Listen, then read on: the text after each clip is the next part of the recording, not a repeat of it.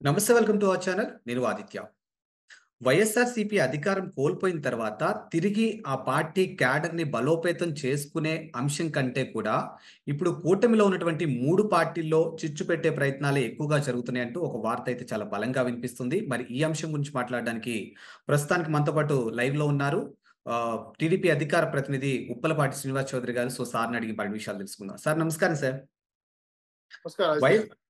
వైఎస్ఆర్‌సీపీ అధికారం కోల్పోయిన తర్వాత, ఆ పార్టీ క్యాడర్‌ని తిరిగి మళ్ళీ క్షేత్రస్థాయి నుంచి బలోపేతం చేసుకునే అంశం కంటే గూడా, కూటమిలో ఉన్నటువంటి 3 పార్టీల మధ్య చిచ్చు పెట్టి ఎలాగైనా 2029 ఎలక్షన్స్‌లో కూటమిలో ఉన్నటువంటి ఆ పార్టీల్ని విచ్ఛిన్నం చేయడమే మా టార్గెట్ అంటూ జగన్మోహన్ రెడ్డి చేసినటువంటి ప్రయత్నాలు ఆధారంగా చేసుకొని కొంతమంది నెటిజన్‌లు మాట్లాడుతూ ఉన్నారు. మరి ఇది ఏ విధంగా చూడొచ్చు? నిజంగా ఒకవేళ చిచ్చు పెట్టే ప్రయత్నాలే చేస్తే మరి కూటమిలో ఉన్నటువంటి ఆ పార్టీలు విచ్ఛిన్నం అవుతాయా? ఇప్పుడు మొదట ఆదిత్య గారు మీకు టీవీ ప్రేక్షకులకు నమస్కారాలు. రాష్ట్ర రాజకీయాల్లో ఒక నానుడుంది. మా ఊరి బావులు నిండాలంటే లేదా మా ఊరి చెరువులు నిండాలంటే వర్షాలు పడాలి, పెద్ద ఎత్తున వంకలు పారాలి, చెరువులు యొక్క బావులు నిండాలి. కానీ లేటెస్ట్ ట్రెండ్ ఒకటొచ్చింది. మా ఊరు చెరువు నిండాలంటే ఎగువన ఉన్న చెరువు గండి కొట్టేయాలి. ఆ నీళ్ళు మా ఊరికొచ్చేస్తాయి. ఇది షార్ట్ కట్ వేరు. సో వైఎస్ఆర్‌సీపీ పార్టీ లాంటిది అడ్రస్ గల్లంతవుతా ఉంటే, ఎలా బతికించుకోవాలి అని ఆలోచించకుండా, మా ఇంట్లో కరెంట్ లేకపోయినా పర్వాలేదు, పక్కింటోడు కరెంట్ ఉండకూడదు. అంటే నేను చెడిపోయినా పర్లేదు, పక్కోడు బాగుపడకూడదు అని గతంలో అధికారంలో ఉండేటప్పుడు కూడా కోస్తాంధ్ర రాజకీయాలు అల్లర్లు సృష్టించి కుల, మత, ప్రాంతీయ భేదాలు సృష్టించాడు. రాయలసీమ విశాఖకెళ్ళి 3 రాజధానుల పేరుతో కోస్తాంధ్ర, మధ్యాంధ్ర రాయలసీమను సృష్టించడానికి చూశాడు. దళితులు శిరోమండనం చేశాడు. మూత్ర విసర్జన చేయించాడు. మహిళల మీద దారుణంగా చెప్పుకోలేనంత ఘోరాతి ఘోరం హింసించాడు. ఇవన్నీ కూడా ఏంటంటే రాష్ట్రం ప్రశాంతంగా ఉంటే తన యొక్క పనులు సాగవండి. దీన్ని డైవర్టిక్ పాలిటిక్స్ అంటారు. ఎప్పుడు ఏదో రకంగా కొట్టుకుంటూ ఉండాలి. అప్పుడు జగన్మోహన్ గురించి ఆలోచించడం మానేస్తారు. అందుకు అప్పుడు కోస్తాంధ్రలో వాళ్ళ పార్టీ ఆఫీస్ కాల్చేయడం, ఎమ్మెల్యే ఇంటి ముందర కార్లు తగలేయటం, ఇవన్నీ కూడా ఏంటంటే బాగా గమనించండి. ఈ లండన్‌కి వెళ్ళినప్పుడే జరుగుతాయి ఇవన్నీ. లండన్‌కి వెళ్ళాడు అంటే ఆంధ్రలో ఏదో మూడిందని లెక్క. ఒక రకంగా వెళ్ళినప్పుడు బాబు గారిని అరెస్ట్ చేశారు. ఇంకో రంగం వెళ్ళి కోస్తాంధ్ర తగలబెట్టాడు. ఇంకో ముందు వెళ్ళినప్పుడు ఒక సంఘటన జరిగింది. అదే విజయవాడకి వెళ్తే టీచర్లను అరెస్ట్ చేయించాడు. ఇలా చాలా ఒక్కొక్క సంఘటన వెనకన్నా ఒక పెద్ద కుట్ర దాగి ఉంటుంది. ఇప్పుడు ఎన్డీఏ అంటే జనసేన, తెలుగుదేశం పార్టీ, బీజేపీ నాయకులు అసంతృప్తులు రావా? దాన్ని మనం క్యాచ్ చేసుకోలేమా? లేకపోతే మనం సృష్టిద్దామా? అని కుట్రపూరిత రాజకీయాలు చేస్తారు. ఇక్కడ బాబు గారు, పవన్ కళ్యాణ్ గారు, బీజేపీ నాయకులు అల్లాటప్ప వాళ్ళు కాదండి. వాళ్ళు 40, 50 ఏళ్ళుగా రాజకీయాలు చేస్తారు. పవన్ కళ్యాణ్ కూడా 10 ఏళ్ళుగా రాజకీయాలు చేస్తారు. ఆయన ఇప్పుడు ఇంకా రాడు తీయలేడు జనంలో తిరిగి. ఇప్పుడు మీరేసే దిక్కుమాలిన ప్లాన్లు కావచ్చు, మీరేసే చిల్లర పనుల వల్ల కావచ్చు, ఏ రాజకీయ పార్టీ కూడా చెల్లించదు. అయితే కులపరంగా, మతపరంగా, ప్రాంతీయ పరంగా కొన్ని పాచికలేస్తున్నాడు. ఉదాహరణకి బీసీ కార్డ్. గతంలో బీసీలు మేము న్యాయం చేశాం. బీసీలు బ్రహ్మాండంగా కార్పొరేషన్లు చేశాం. వాళ్ళకందరికీ మంచి మంచి పదవులు ఇచ్చాం. ఎక్కడిచ్చావా జగన్ రెడ్డి? ఉన్నటువంటి 2,17,00,000 మంది బీసీలు ఉంటే మన ఆంధ్ర రాష్ట్రంలో 56 కార్పొరేషన్ సీజ్ చేశావు. ఆ కార్పొరేషన్ కూర్చోడానికి కుర్చీలు కూడా ఉండవు. బీసీ రిజర్వేషన్ పెరికేసావు. మళ్ళీ బీసీ కార్డ్ వేస్తావు. ఎలా నమ్ముతారు నిన్ని? అలాగే క్రిస్టియన్స్ వన్ సైడ్‌గా ఉండి ఒకప్పుడు నీకు ఓటేసి గెలిపిస్తే, అదే క్రిస్టియన్స్‌ని దుర్మార్గంగా వాళ్ళ క్రిస్టియన్ సంస్థల భూములు గాని, వాళ్ళ యొక్క పాస్టర్‌కి వాళ్ళ జీతాలు గాని, లేదా క్రిస్టియన్‌కి వాళ్ళ రిజర్వేషన్ గాని తీసేసావు కదా! అంబేద్కర్ రిజర్వేషన్ తీసేసావు నువ్వు. విదేశీ విద్య తీసేసావు. బెస్ట్ స్కూల్స్ అవార్డు ఇస్తున్నటువంటి ఎస్సీ, ఎస్టీలకి ఇవ్వాల్సిన ఫ్రీ కోచింగ్ ఆపేసావు. పూర్తిగా విదేశీ విద్య, స్కాలర్‌షిప్‌లు, బెస్ట్ స్కూల్ సీట్లు, మెడికల్ రిజర్వేషన్‌లు, ఆఫీసుల రిజర్వేషన్‌లు అన్నీ తీసేయడంతో ఎస్టీసీలు రగిలిపోయారు. వాళ్ళు ఎక్కువ మంది పాపం కన్వర్టెడ్ క్రిస్టియన్స్ ఉంటారు. సో, క్రిస్టియన్స్‌ని కూడా మోసం చేశారు. సో, ఇవన్నీ కూడా కవర్ చేయాలంటే ఏం చేయాలి? ఏదో ఒక అద్భుతం చేయాలి. ఏం అద్భుతం చేయాలి? ఆలీబాబా దొంగలు ఏం చేస్తారు చెప్పండి లాస్ట్‌లో? ఇస్తే ఈ గడ్డ లేదా ఆ గడ్డ.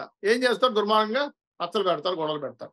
సో, వైఎస్ఆర్‌సీపీ పార్టీ ఎవరు మనతో ఉన్నటువంటి వ్యక్తులు మళ్ళీ ఆ పార్టీలో పోయి జాయిన్ అయ్యారు, వాళ్ళని పట్టుకొని నయానా భయానా గాలం వేసి డబ్బు ఇద్దామా, అధికారం ఇద్దామా తర్వాత చెప్దాం, ముందు వాళ్ళని మన పక్క లాక్కొని ఒక రకమైన గొడవలు పెట్టాలి.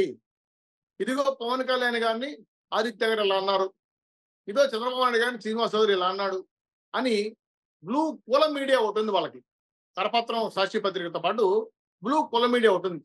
ఈ మధ్యకాలంలో ఫేక్ వైరల్స్ వస్తున్నాయి ఎక్కువగా. పలానా చోట పవన్ కళ్యాణ్ గారిని చిన్న చూపు చూశారు, పలానా చోట కుర్చీ చేయలేదు, పలానా చోట జగన్మోహన్ రెడ్డి గారికి చంద్రబాబు నాయుడు పవన్ కళ్యాణ్ విలువ లేదు, పలానా చోట లోకేష్ డామినేట్ చేశాడు, పలానా చోట పురంధరేశ్వర గారు బీజేపీ నాయకులు వ్యతిరేకించారు.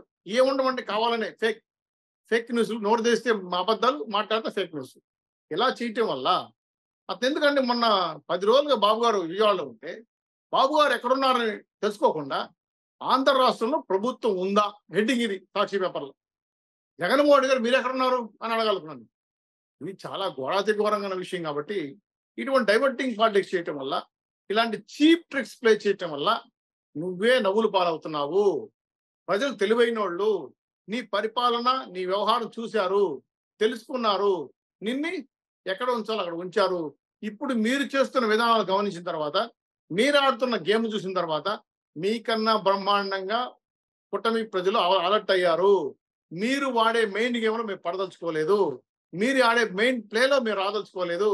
ప్రజలు ఆల్రెడీ చెదిరించుకున్నారు. మాకున్న రాజకీయాలు మాకున్నాయి, 3 పార్టీలకు ఉన్న కన్ఫ్యూషన్ పద్ధతులు వాళ్ళకు ఉన్నాయి. కాబట్టి మీరు ఎన్ని చీప్ ట్రిక్స్ ప్లే చేసినా కూటమి వివాదాలు రావు. ముగ్గురు ఒకటిగా ఉంటాం. ప్రజలకు మేము ఇచ్చే 164 సీట్లు ఇచ్చే 150 సీట్లు ఇస్తే నువ్వు విర్రవీగావు, ప్రజల మీద దమనకాండ చేసావు. మేము 164 సీట్లు ఇచ్చి మమ్మల్ని ఒళ్ళు దగ్గర పెట్టుకొని ప్రజలకు సేవ చేయమన్నారు. ఒళ్ళు దగ్గర పెట్టుకుని సేవ చేస్తాం. ప్రజల కోసం పడతాం, కష్టపడతాం, మాట పడతాం, బాధపడతాం, అయినా ప్రజలకు న్యాయం చేస్తాం. అది మా కుటుంబ లక్ష్యం. ముగ్గురు కూడా ఒకే మాట పడుతున్నాం, ఒకే మాటతో పోతున్నాం, ఒకే సమస్యను తీసుకొని పోరాడుతాం. ప్రజలకు న్యాయం చేయాలి, ఇచ్చిన మీ హామీలు అమలు చేయాలి. మా ముందు చాలా టాస్క్స్ ఉన్నాయి, చాలా పెద్ద పెద్ద టాస్క్స్ ఉన్నాయి. అమరావతి పూర్తి చేయాలి, పోలవరం పూర్తి చేయాలి, రాష్ట్రానికి సూపర్ 6 హామీలు అమలు చేయాలి. మా మధ్య ఆర్థిక లావాదేవీలపైన చాలా అప్పులు పాలైన రాష్ట్రాన్ని మళ్ళీ బతికించుకోవాలి. ఇంత పెద్ద టాస్క్లు ఉంటే అసలు జగన్మోహన్ రెడ్డి గారి గురించి మాట్లాడుకుని టైం వేస్ట్ అండి. ఏం మాట్లాడాలి, ఏం సాధించాలని మాట్లాడాలి? ఆయన దేశభక్తుడు కాదు, సొంత పోరాటం చేయలేదు. ఒక 5 ఏళ్ళు సీజనల్ పొలిటీషియన్ లాగా 5 ఏళ్ళు ముఖ్యమంత్రిగా జనాలు ఏమార్చి అధికారం తీసుకున్నాడు. ఇంకా ఆయన పక్క వెళ్ళిపోయాడు. సో జగన్మోహన్ రెడ్డి గారి గురించి మాట్లాడి అనవసరంగా ఆయన హీరో చేయటం వేస్ట్, ఆయనతో మాట్లాడడం, ఆయన పార్టీ గురించి చెప్పడం కూడా అనవసరం అని చెప్పి నా భావన. అయితే మీరు చర్చ పెట్టారు కాబట్టి ఇంత దుర్మార్గమైన ఆలోచనతో పక్క పార్టీ వాడి మీద రాళ్ళు వేయాలని, చేల్చాలని, కుటుంబంలో విభేదాలు సృష్టించాలంటే అంతకన్నా అవివేకం ఉండదు. ఇప్పుడు రాజశేఖర రెడ్డి గారు శాసనసభలో మాట్లాడాడు, మా కొడుకుని అమెరికాని పంపించాను, తిరుగుటప్పా కొట్టేశాడు, బాబు గారి కొడుకు మాత్రం అమెరికా సెటిల్ అయ్యాడు, బాగా చదువుకున్నాడు అన్న.